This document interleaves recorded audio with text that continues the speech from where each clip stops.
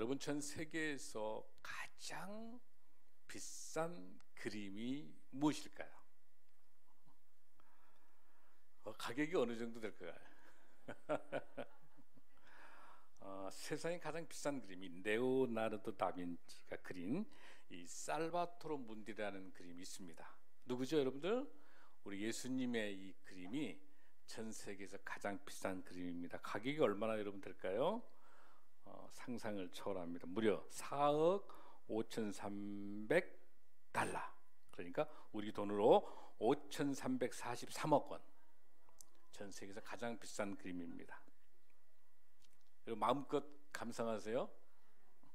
놀라운 사실은 20세기 초까지만 하더라도 이게 레오나르도 다빈치의 그림인 줄을 몰라가지고 헐값에 계속 그냥 1,000만 원, 3,000만 원, 5,000만 원, 2억, 3억 이렇게 팔리고 있었어요. 아무도 모르는 거예요. 이게 이제 레오나르도 다빈치가 그렸다는 그림이 확정이 이제 돼서 검증된 이후로 무려 가격이 5,300억. 그렇습니다. 자, 그러면 우리나라 거 한번 볼까요? 우리나라 그림 중에 뭐가 제일 비싼 그림일 것 같아요? 이게 여러분 잘 아는 박수근 씨의 그림인데요. 나무와 두 여인. 여기 안에가 우리 박수근 화가의 아내가 들어있답니다. 사랑하는 아내가 뒷모습. 아내가 모델이 많이 굉장히 가난했기 때문에, 굉장히 가난한 화가였기 때문에 이 화가의 이 작품이 얼마일 것 같아요, 여러분들? 바로 2012년도에 150억에 팔렸습니다. 놀라지 않네요, 여러분. 여러분 어느 정도에 대한 놀라시는지 모르겠어요. 근데 이거는 개인이 소장하면서 150억에 샀는데, 실질적으로 이제 경매라고 하는 옥션, 경매라고 하는 걸 거쳐서 가장 비싼 그림은 우리 김환기라는 화백이 있습니다. 김환기 화백의 우주라고 하는 이 작품이 131억 8,750만 원. 우리나라 공식적으로 가장 비싼 그림이라고 말할 수가 있습니다. 많은 분들이 이중섭 씨의 소 많이 알죠? 그 소가 47억입니다. 47억이고 또 이 박수근 씨가 그렸던 그림 중에서 똑같은 것이 하나 있는데, 바로 빨래하는 여자, 빨래터. 이것도 45억입니다. 그런데 이렇게 이제 그런데 이것보다 더 값비싼, 도저히 구별할 수 없는 게 있어요. 돈으로 환산할 수 없는 것. 그 다음 그림 한번 보겠습니다. 자, 이겁니다. 이거는 AD 397년도에 고구려가 가장 남하해에서 마지막까지, 그러니까 중원 고구려 비라고 불러요. 그러니까 이거는 충주에 있습니다. 충주. 그러니까 고구려가 충주까지 확장이 된 거죠. 위에서부터. 그 경계비입니다. 이 경계비인데 이게 국보급이니까 돈으로 계산할 수 없는 건데, 이게 귀중한 걸 몰라가지고 여자들이 빨래터로 썼어요. 빨래터. 이걸 눕혀놓고 빨래터로 썼던 거예요. 모르니까. 그러다 이게 나중에는 어떤 대장간, 망치나 이런 거 만든 데 있죠. 칼만 그 대장간에 기둥으로 세워 쓴 거예요. 뭘 모르니까. 이게 국보인 걸 모르기 때문에. 우리 인생이 그렇습니다. 이게 정말 값어치 있는 걸 모르게 되면 이거는 빨래판이기도 하고 그냥 허름한 집에 기둥으로 쓸 수밖에 없는 거죠. 레오나르도 다빈치 이 그림조차도 이 값어치를 모르니까 무려 5천억이 넘는 이 작품이 이렇게 헐값에 팔렸던 그런 상황입니다. 여러분들, 우리 인생도 마찬가지입니다. 여러분에 있어서 가장 소중한 게 무엇일까요? 여러분들의 가장 소중한 게 무엇일까요? 오늘 이 비유는 우리 예수님께서 우리 인생의 가장 소중한 게 무엇일까? 이걸 알려주시기 위해서 비유라고 하는 이 풀이를 통해서 우리 주님께서 말씀하고 계십니다. 뭐라고 말씀하시냐면, 때가 찼다, 하나님의 나라가 가까이 왔다. 그래서 너희는 복음을 믿어라. 마가복음 1장 15절에서 하나님께서 천국 선포와 회개하라, 나를 믿어라 라고 하는 복음을 선포하시, 이 하나님 나라를 선포하기 위해서 우리 예수님께서 공생의 내내 제자들에게 이렇게 말씀을 통해서 하나님 나라를 설명해 주고 있습니다. 자, 그러면 이 그림을 다시 우리 예수 그리스도로 돌려놓으시기 바랍니다. 가장 값비싼 세계 최고의 그림, 우리 예수님. 여러분, 이 그림보다 더 중요한, 값으로 살 수 없는 우리 인생의 가장 소중한 예수 그리스도를 우리 마음속에 예수님 나의 구주로 모시면 5천억보다 더 평생 돈으로 살 수 없는 가장 값비싼 우리 예수 그리스도를 우리 마음에 모시는 축복이 있기를 간절히 소원합니다. 할렐루야. 자, 그래서 하나님의 나라를 선포하고 계시는데 하나님의 나라는 무엇일까요, 여러분들? 회개하라, 하나님 나라 가까이 왔다. 회개하는 것. 지금까지 이 세상의 모든 것들 중에 우리 예수님보다 더 소중하게 여겼던 것, 그게 내 명예와 내 돈과 나의 모든 그 어떤 것도 우리 예수님보다 더 귀중하게 여겼던 이 모든 것들을 회개하고 주님 앞으로 돌아오는 그 역사가 있기를 소원합니다. 그렇게 말씀하고 우리 예수님께서 회개하라 그러면서 천국이 가까이 왔다. 하늘천 나라국 하나님 나라가 가까이 왔다. 하나님 나라가 뭐예요, 여러분들? 예수 그리스도가 하나님의 나라인 줄로 믿습니다. 하나님의 나라는 예수 그리스도입니다. 그래서 우리 하나님의 나라는 두 가지예요. already, 이미 왔어요. 예수님이 2000년 전에 십자가에 돌아가시기 위해서 이미 오신 예수님이, 그게 이미 오신 하나님의 나라. 아멘.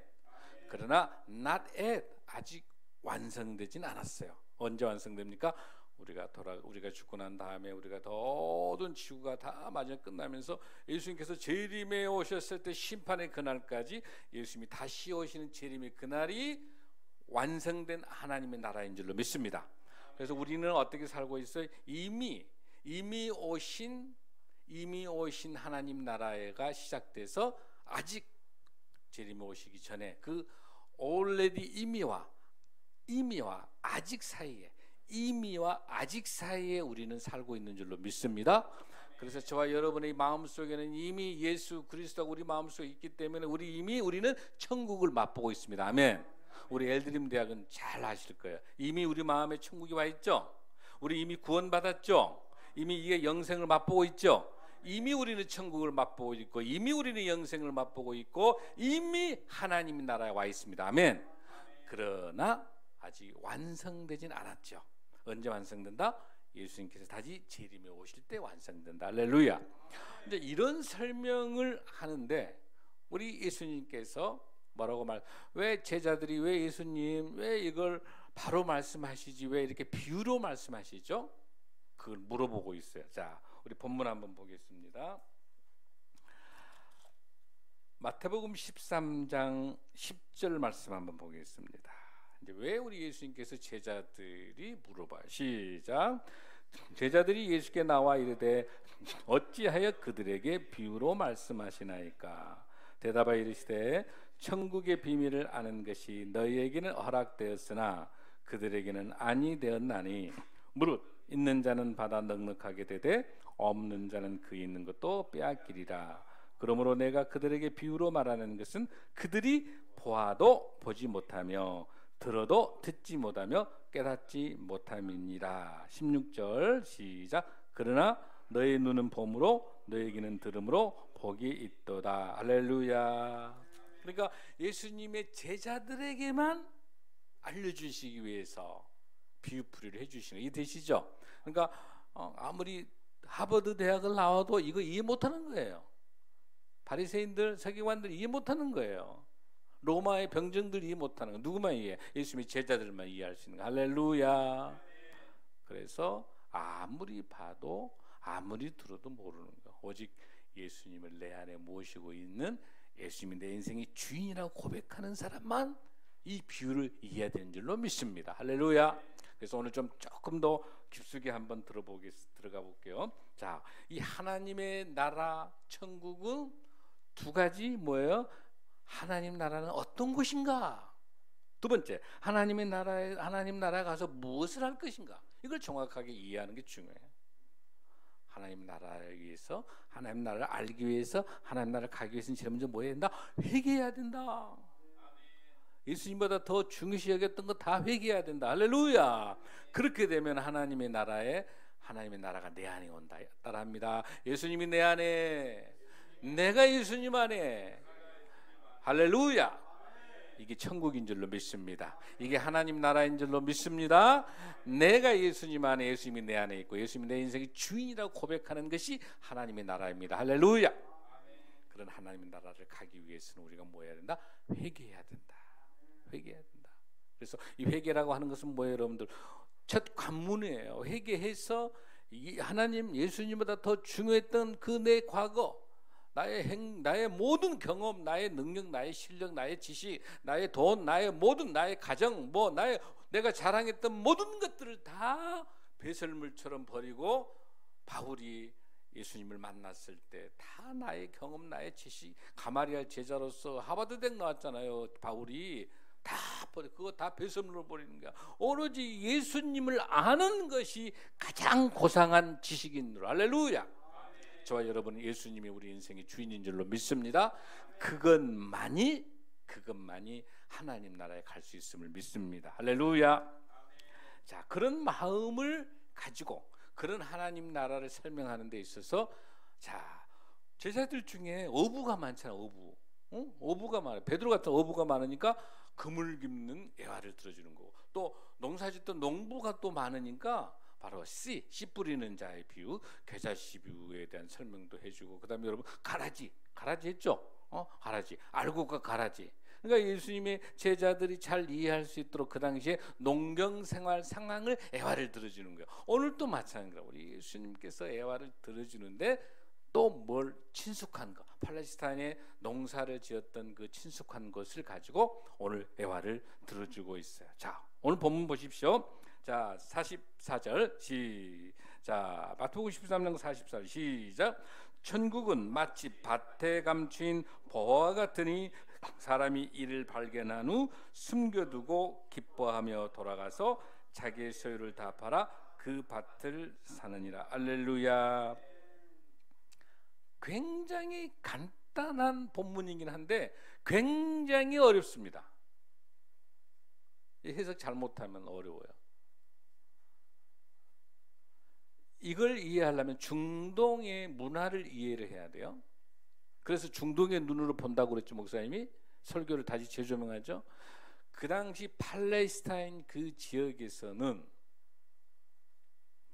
전쟁이 자주 일어나기도 하고, 또 그 상황들과 여러 가지 위기가 많이 닥쳤을 때는 모두 다 금은보화를, 은행이 없기 때문에 카카오뱅크가 없는 거야.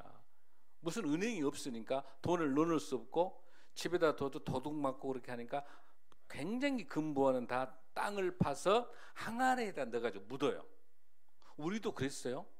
우리도 북한에 남아있던 분들, 많은 분들이 전쟁이 일어나니까 언젠가는 북한 땅에 돌아가가지고 내가 내 고향 땅을 찾아가겠다 생각하고, 많은 사람들이 가수원 밭에다가 금은보화를 묻어놓고 옮기고 내가 많이 들었어요. 근데 특히 이스라엘은 더 그래요. 그런데 이제 항아리를 해가지고 그 밭에다가 이제 금은보화를 넣어놔다가 농부가 이제 열심히 그 밭을 갈다가 땡그랑 소리가 나는 거야. 그러니까 그 밭을 이렇게 보니까 금은보화가 있는 거야. 근데 이건 주인이 누구예요, 여러분들? 밭주인 것이잖아요. 그렇죠? 두 가지가 있어요.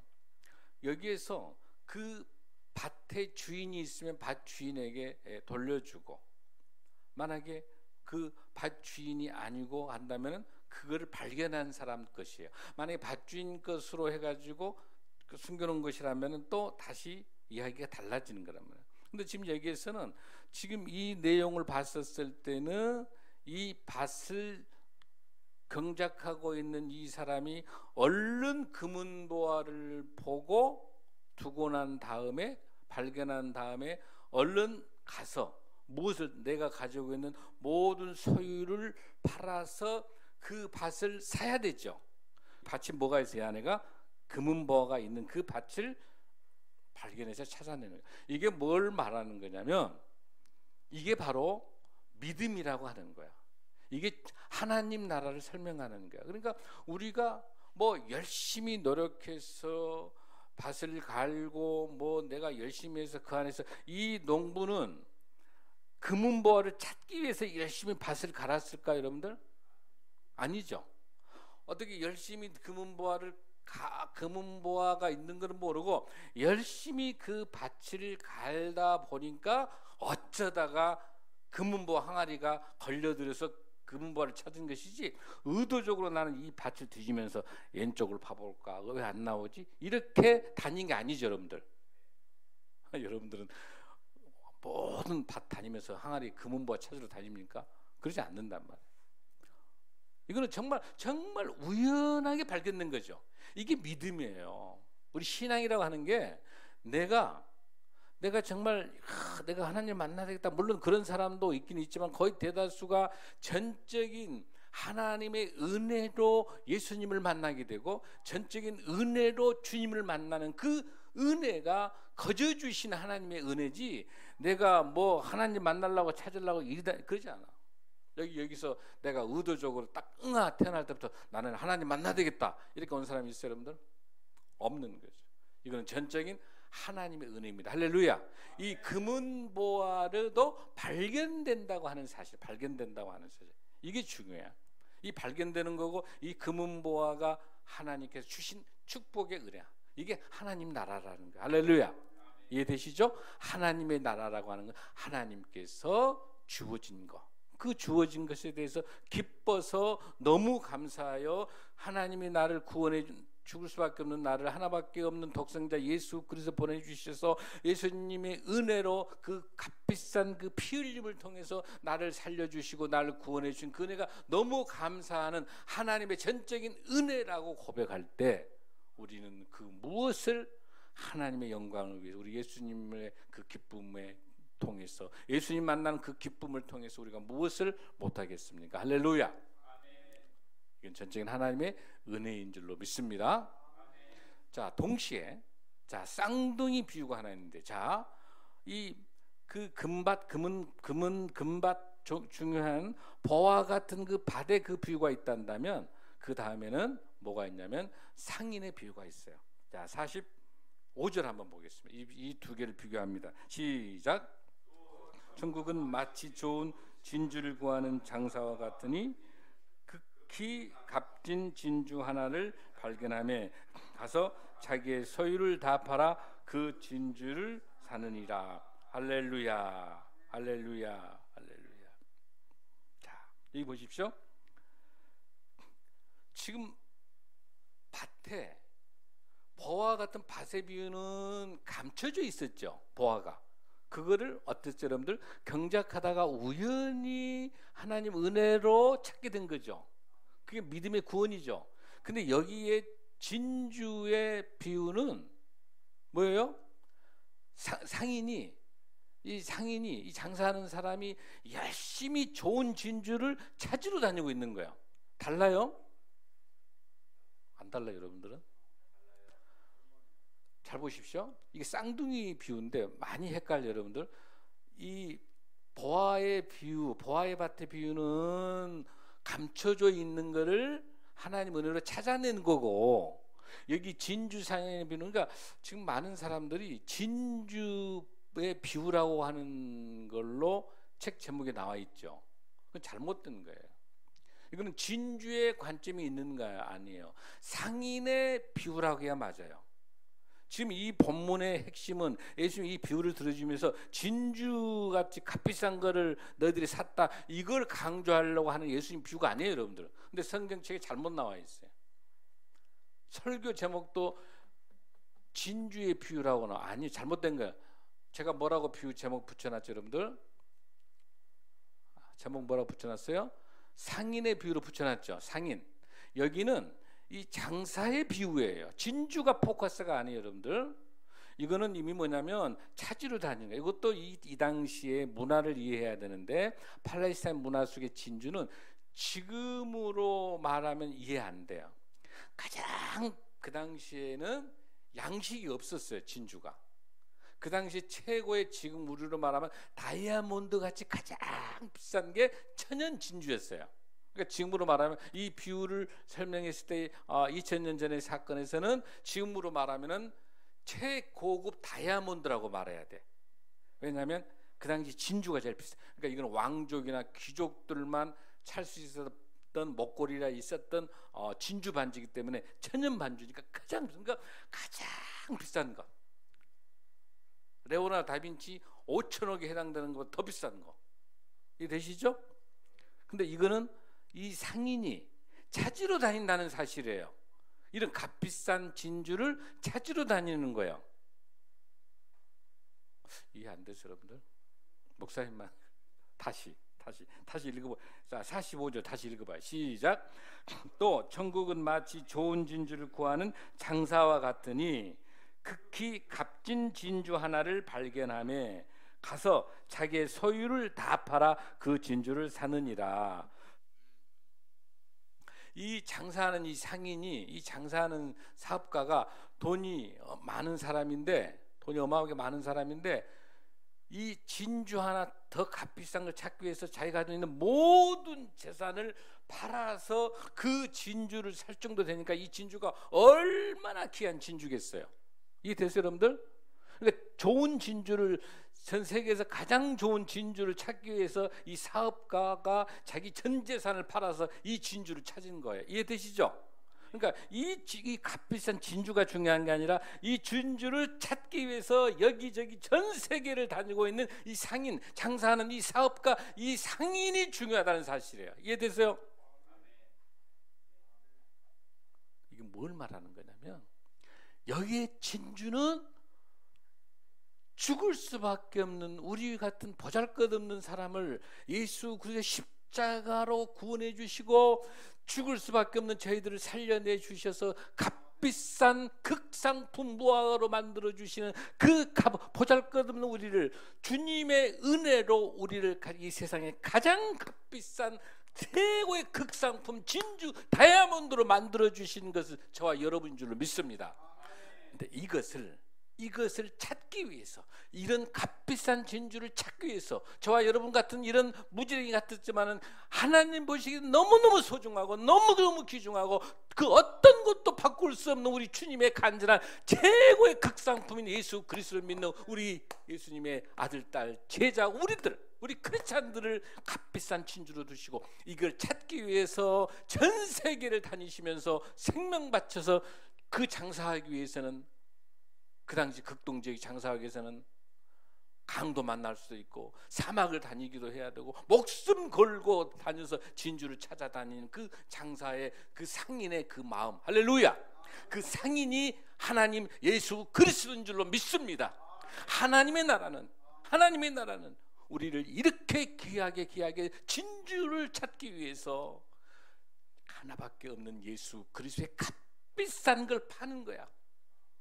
이 단어 나와 있는 거, 이 팔다라는 단어가 피트라스크라는 단어인데 십자가의 대속이고, 이게 뭐냐면 팔려지다의 수동태예요.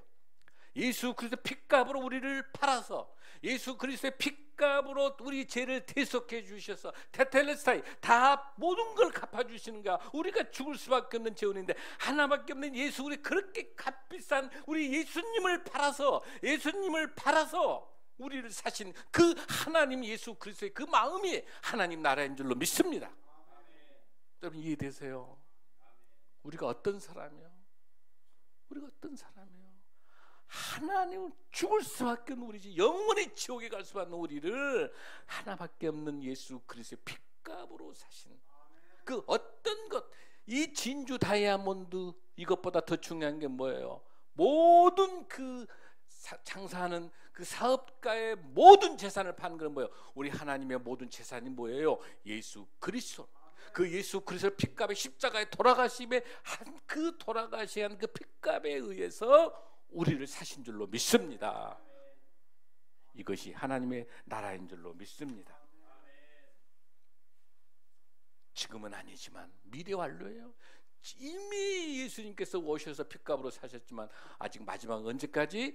예수님이 재림에 오실 때까지, 완성될 때까지 끝까지 포기하지 않으시고 주님이 지금 이 시간에 저와 여러분에게 말씀으로 응답하고 계신 줄로 믿습니다.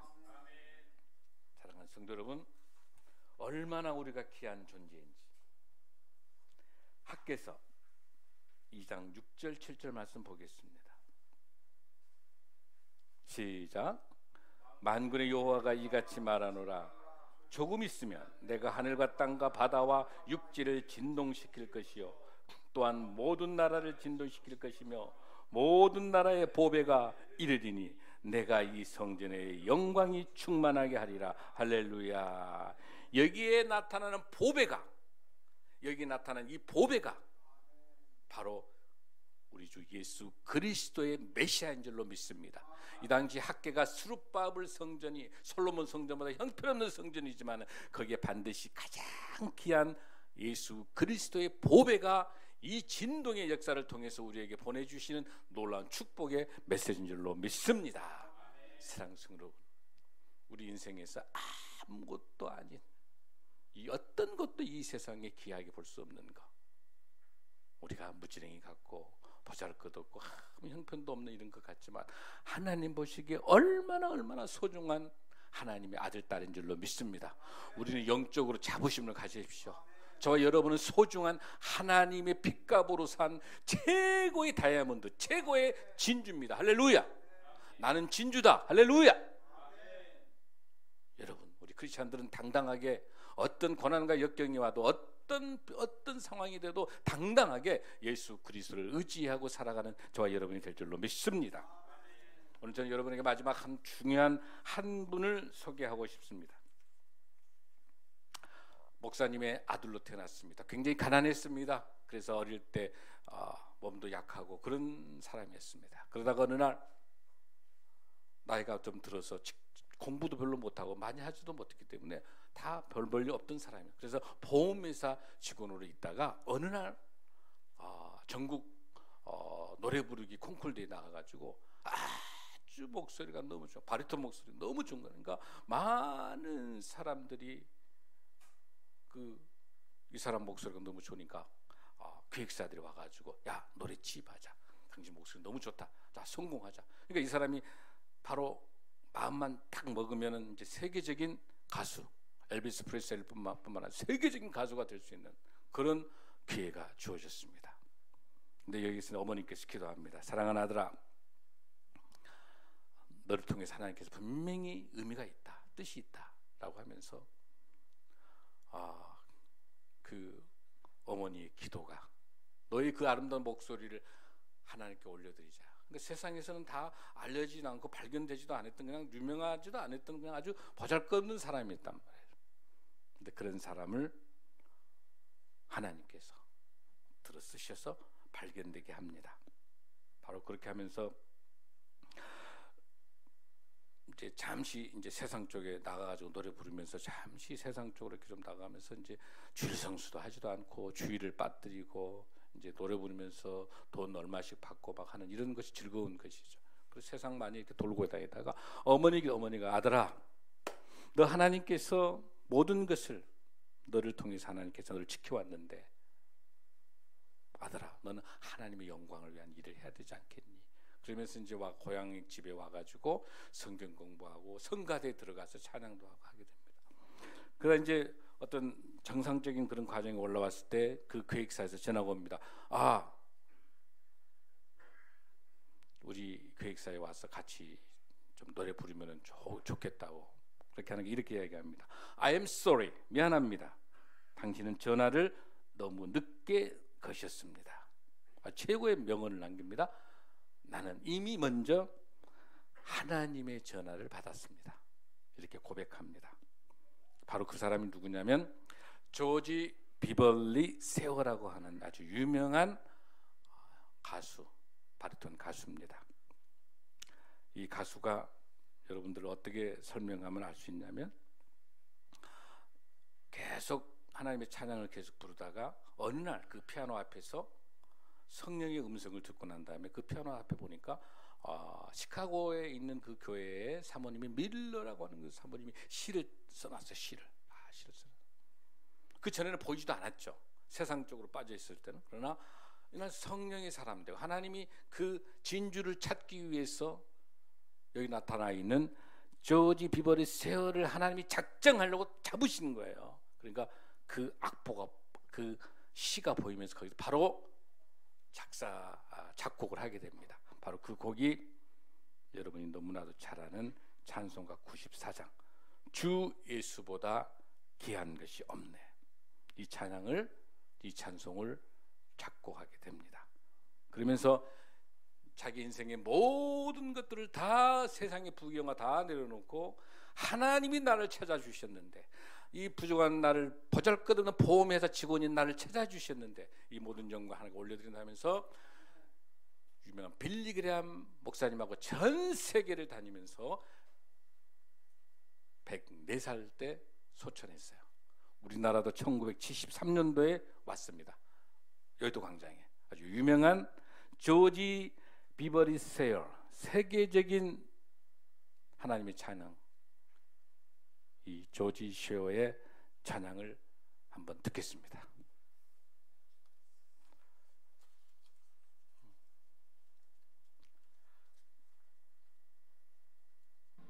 And she put this poem on the piano, and as I read it, I had to sing it.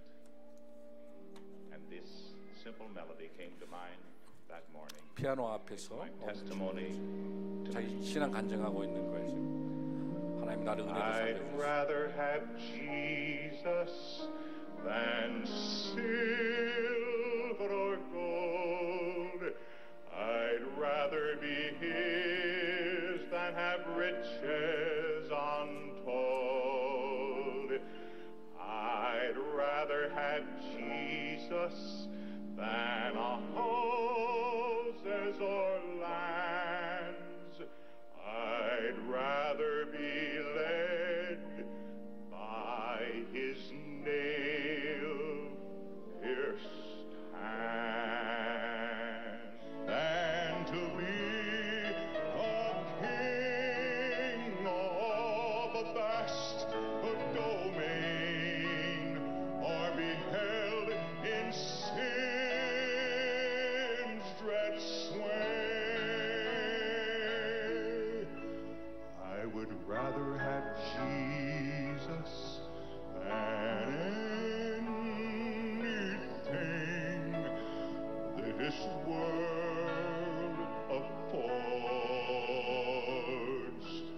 today.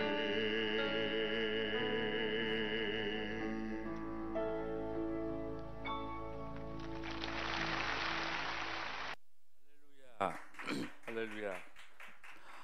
이 조지 비버리세어 우리 가수는 나는 어떤 박수도 예수님과 바꾸지 않겠다 이렇게 고백합니다. 여러분 놀라지 마십시오.